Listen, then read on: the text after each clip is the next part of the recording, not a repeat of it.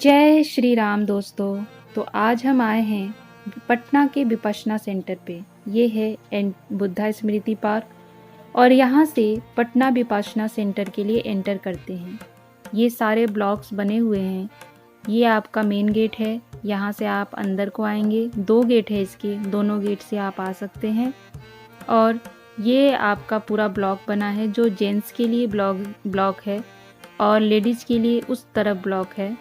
ये हमारा B block था और यहाँ पर सारे जो रूम्स हैं और सारी फैसिलिटी, मतलब पूरा का पूरा सेंटर जो है एसी रूप में बना है। पूरा एसी ही है, आपको हर जगह एसी मिलेगी। या तो फिर आप किचन में जाइए, भोजनालय में जाइए, रूम में रहिए, साधना कक्ष में जाइए, हर जगह। तो यहाँ से एंट्री करके आप यहाँ पे तो फर्स्ट डे यहाँ पे सबके रजिस्ट्रेशन होते हैं और लास्ट डे यहाँ पे डोनेशन होते हैं। सभी लोग अपने सामान रख के यहाँ पे रुक सकते हैं और थोड़ी देर वेट करके फिर वो अपने नंबर का इंतज़ार करते हैं किनको कौन सा रूम मिला है। ये है 1 डे का साधना कक्ष। जो लोग 1 दिन के लिए आते हैं वो यहाँ रुकते हैं और उनका साधना कक्ष ये है। ये हमारे साथ के लोग हैं और हम सब वेट कर रहे हैं। ये सारे वहाँ पे बहुत सारे एग्जीबिशंस टाइप से लगे हुए हैं। मैं आपको अपना पूरा सेंटर दिखाऊंगी। तो हमारा आ गया, यहाँ पे हमारा ब्लॉक था 29B, जो हमारे 2nd फ्लोर पे था। तो यहाँ पे लड़कियों को अलग रखा जाता है, लड़कों को अलग रखा जाता है। लड़कियों का खाना, लड़कों का खाना भी अलग होता है। ये कंबल, चादर, गद्दे, बेड वेड सब हमें वहीं से मिला था। हम अपना कुछ नहीं लेके आए थे। अपना हमने सिर्फ शॉल लिया था और अपने हमारे कपड़े थे। ये एसी पूरा लगा हुआ है, पंखे भी थे, तो काफ़ी अच्छी फैसिलिटी थी।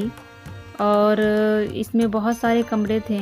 इसके साथ सब एक फ्लोर पे यहाँ पे टॉयलेट बाथरूम सबकी अलग अलग थी। सबकी अलग अलग तो नहीं थी, मतलब एक एक फ्लोर की अलग थी। तो उसमें बहुत सारे बने थे, जैसे 3 टॉयलेट बाथरूम हो गए थे। तो हम ऊपर 8-10 लड़कियां थे, तो 3 टॉयलेट बाथरूम सबके लिए काफ़ी था। सभी में गीजर लगा हुआ था, गर्म पानी मिलती है और सभी में हर तरह से मतलब काफ़ी अच्छी व्यवस्था है। इंग्लिश और इंडियन सभी प्रकार के टॉयलेट बाथरूम यहाँ पे थे। तो ये 3 टॉयलेट हमारे हो गए और बाहर वॉश बेसिन भी थी और ये सारे स्पेस काफ़ी थे। आप यहाँ पे टहल सकते थे खाना खाने के बाद। तो फैसिलिटी तो काफ़ी अच्छी थी। ये हमारा फ्लोर था। यहाँ पे सारे वही होते हैं जो एक बैच में आए होते हैं। सारे नए स्टूडेंट या फिर एक एज ग्रुप के जो लोग होते हैं उनको एक साथ रखा जाता है। जैसे अगर कोई ज़्यादा उम्र के हैं, 40+ हैं, तो उनको फर्स्ट फ्लोर पे दिया जाता है, क्योंकि हमें चलना काफ़ी होता है।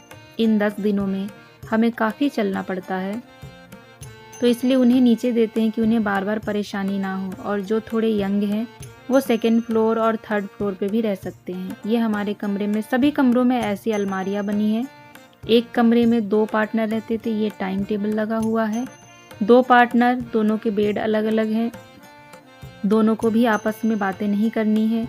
तो दोनों की अलमारियों में 2 पार्ट बने हैं। एक अपना सामान रख सकता है, एक अपना सामान रख सकता है। इसके बाद यहाँ पर पानी की भी व्यवस्था थी। पानी में आप कोल्ड, नॉर्मल और हॉट तीनों तरह की पानियों को यूज़ कर सकते थे और ये सारे फिल्टर्ड पानी आते थे।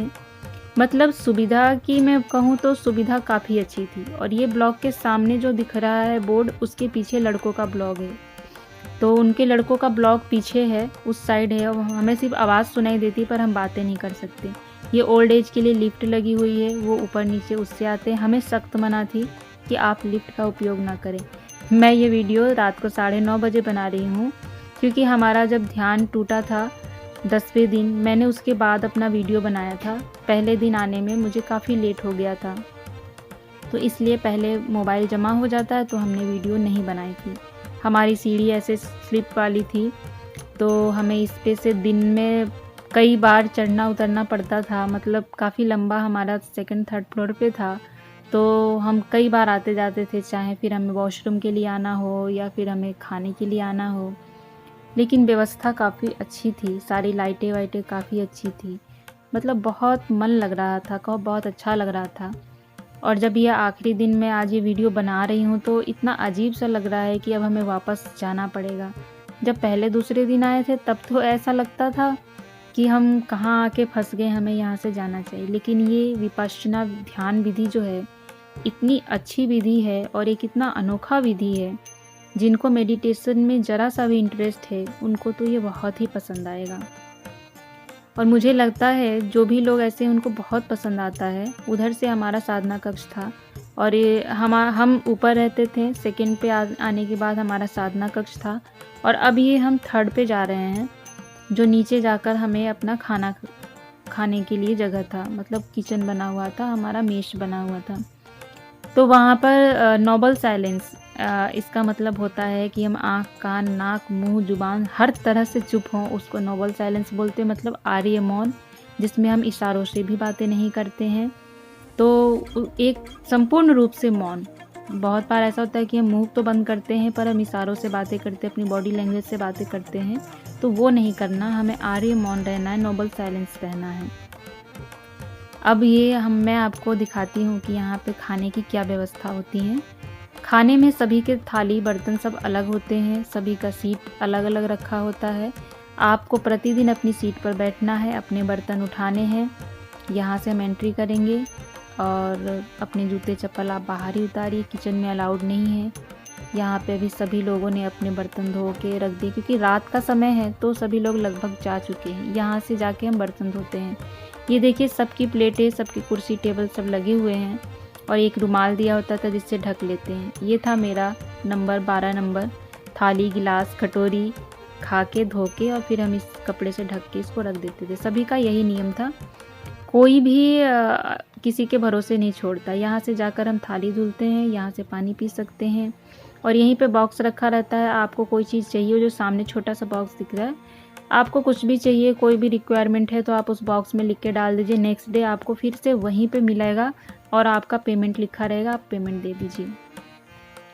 तो इस तरह से ये हमारा सारा रहने का है। और यहाँ से हमारा होता है मेडिटेशन हॉल। ये सामने से जाकर ये मेडिटेशन हॉल है हमारा। फीमेल मेल, इधर से फीमेल की एंट्री थी, पीछे से मेल की एंट्री है। ये तो हम लास्ट दिन घूमने गए थे। तो मेडिटेशन में भी आपकी सीटें वैसी ही होती हैं और आप उस सीट में जाके डेली बैठेंगे, आपकी सीट पे कोई और नहीं बैठता। हमारे खाने का, किचन का नंबर और सीट का नंबर सब एक होता है। आपको प्रतिदिन अपनी सीट पे ही बैठना है। जैसे अगर 12 नंबर आपके खाने का है तो 12 नंबर ही आपके मेडिटेशन की सीट भी है। तो आपको केवल अपने पे ध्यान देना, ये नहीं कि मैं बैठने के लिए लड़ाई करनी है या हमें किसी और पे बैठना है। नहीं, आप अपनी सीट पे जाओ, बैठो, आप अपनी सीट पे बैठ के खाओ, आप अपनी सीट पे बैठ के मेडिटेशन करो। और काफ़ी अच्छा, मतलब जो एक वो कहते हैं रूल रेगुलेशंस इतना बढ़िया है कि मौन में भी आपको ज़रूरत नहीं पड़ती किसी से बात करने की। और आप चाहो, अगर आपकी इच्छा, तो काफ़ी अच्छा मौन आप धारण कर सकते हो। डिस्टर्बेंस की तो कोई बात ही नहीं है। ये आखिरी दिन हमारे मेडिटेशन हॉल वो सामने है, उसके सामने ही बुद्धा स्तूप था। तो हमें लास्ट दिन वहाँ घुमाया गया कि आप घूम सकते हो, ध्यान कर सकते हो वहाँ पे। तो हमने वहाँ पे भी घूमा। ये हमारी खिड़की से दिखता था, हम सोचते थे कब जाएंगे यहाँ। तो फिर हम यहाँ से आकर हमने फ़ोटो वोटो ली, थोड़ी दोस्तों के साथ बातचीत, क्योंकि 10वें दिन ही हम बातें करते हैं और उसी दिन सबको अपने अपने घर भी निकलना होता है, सेंटर को छोड़ना होता है। तो इसलिए उस दिन थोड़ी बातचीत वगैरह करते हैं, घूमते फिरते हैं और सब अपने अपने घर चले जाते हैं। अपने विपश्यना के एक्सपीरियंस को मैं दूसरे वीडियो में शेयर करूँगी।